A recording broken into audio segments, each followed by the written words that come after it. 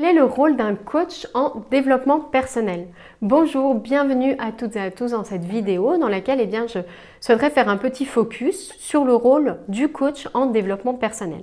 À quoi sert un coach en développement personnel? Alors que vous ayez à cœur d'en consulter un pour surmonter une période de changement, par exemple difficile dans votre vie, ou bien que vous ayez en projet plus ou moins précis de devenir vous-même coach, vous vous interrogez sur le rôle d'un coach, vous vous demandez à quoi ça sert, comment ça marche, le coaching, eh bien cette vidéo est faite pour vous. Je ne vais pas rentrer dans les détails techniques et compliqués de ce qu'est le coaching, mais simplement apporter déjà un éclairage sur cette idée de coach en développement personnel, sur le reste des différents coachs que l'on peut également trouver et puis sur ce qu'est en fait le coaching précisément par rapport à d'autres formes d'accompagnement. Donc dans cette vidéo, j'ai retenu vraiment 3 éléments qui me semblent essentiels pour clarifier ce qu'est le rôle d'un coach en développement personnel. Alors, je vous proposerai à la fin de cette vidéo, mais je le dis déjà maintenant, un livre blanc sur le coaching. On a mené une grande enquête fin 2020 sur justement le coaching, sur le métier de coach. Et donc, vous pourrez retrouver ce livre blanc en cliquant sur un lien qu'on mettra dans le descriptif de cette vidéo. Donc, le premier élément de clarification que je souhaitais apporter, c'est sur la notion même de coach en développement personnel, notamment par rapport à coach de vie, par rapport à coach personnel, par rapport à coach professionnel. Quelques éléments de précision.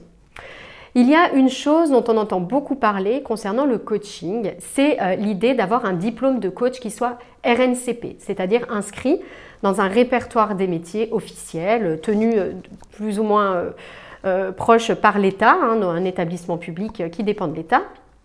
Et donc, il y a un répertoire qui classe un certain nombre de métiers, dont le métier de coach professionnel.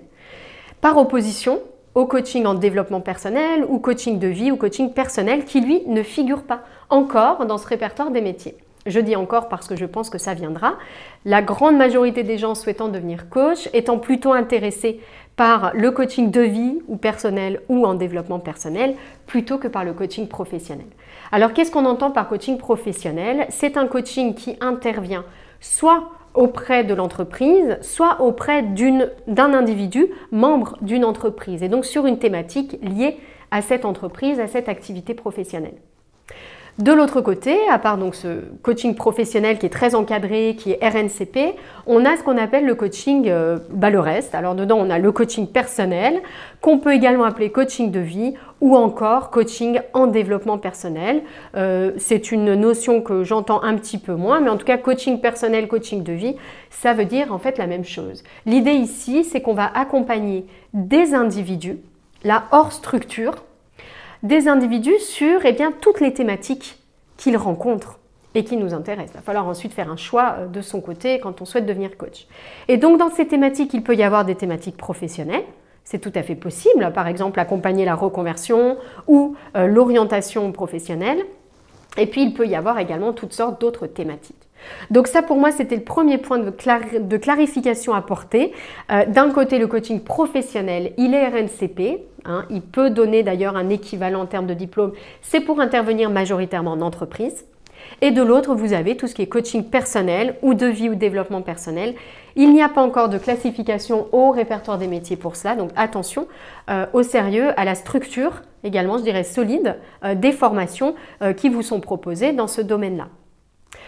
Le périmètre maintenant de l'action donc d'un coach personnel ou coach de vie ou coach en développement personnel. Encore une fois, je mets les 3 ensemble. Donc là, on va coacher des individus, comme je le disais, sur toutes les problématiques qu'ils peuvent rencontrer dans leur vie. Donc autant dire que c'est vraiment très très large. Il peut y avoir du coaching, alors je dis coaching d'un individu, mais une petite nuance, ça peut être un coaching d'une cellule. Juste, on n'est pas dans le monde de l'entreprise ici, mais par exemple, on peut proposer du coaching familial, qui du coup reste du coaching de vie, sur un individu pris séparément ou avec également dans sa cellule. Donc ça peut exister par exemple en ce qui concerne la famille. Donc le périmètre de l'action d'un coach de vie ou coach personnel, ici ça va être toutes les thématiques. Donc on est toujours sur aider la personne à surmonter une problématique qu'il rencontre, ou à accompagner un changement. Donc on est toujours sur des phases de changement ou de problématiques à surmonter. Et puis au-delà de ça, eh bien, ça peut être vraiment toutes les thématiques.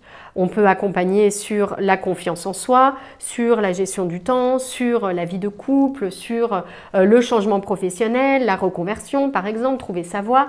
Il peut y avoir également des accompagnements, on va dire encore un peu plus spirituel, comme trouver sa mission de vie par exemple, ou développer son intuition.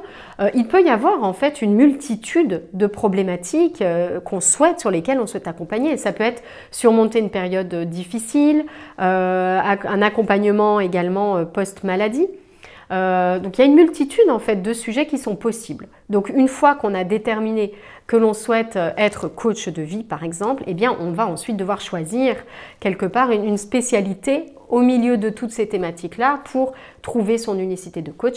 J'en parlais dans une autre vidéo, ça va être essentiel pour notamment trouver des clients.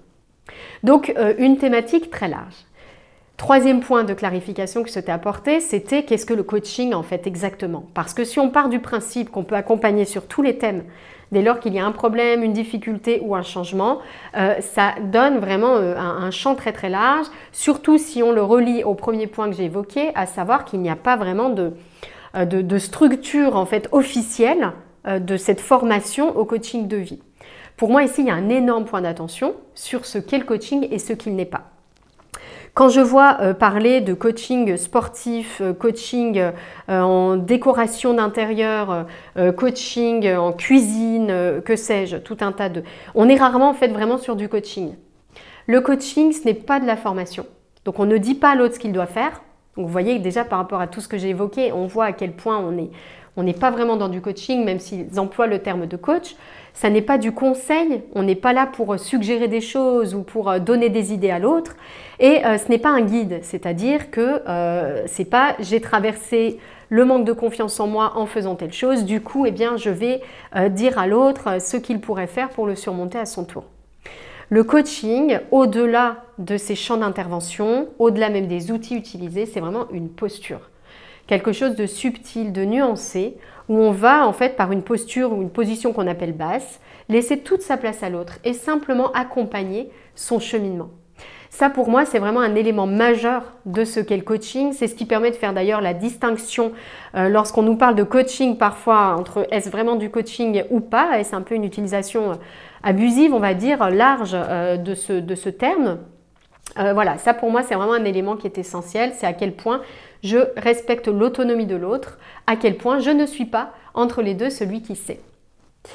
Si vous vous sentez vraiment appelé par ce métier de coach, je vais vous proposer, je vous l'ai dit, un lien vers ce livre blanc du coaching pour vous apporter plus d'éléments encore sur les idées reçues du coaching, sur ce qu'est le coaching, sur ce que n'est pas le coaching. J'espère que cette vidéo vous a donné les éléments que vous attendiez sur le rôle d'un coach en développement personnel. N'hésitez pas à me laisser vos commentaires ou à vous abonner à cette chaîne si elle répond à vos attentes. Belle journée à vous!